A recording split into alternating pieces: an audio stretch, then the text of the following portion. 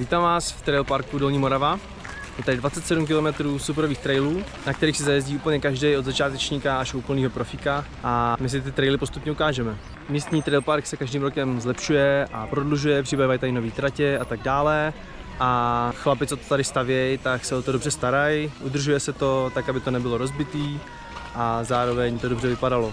Trail Park je taky součástí největšího bajkového regionu v Česku, Kralický Sněžník. Jezdí se tady sedačkou lanovkou s držákama na kola. Trail Park má navíc svůj vlastní bajkový vstup, který vidíte za mnou.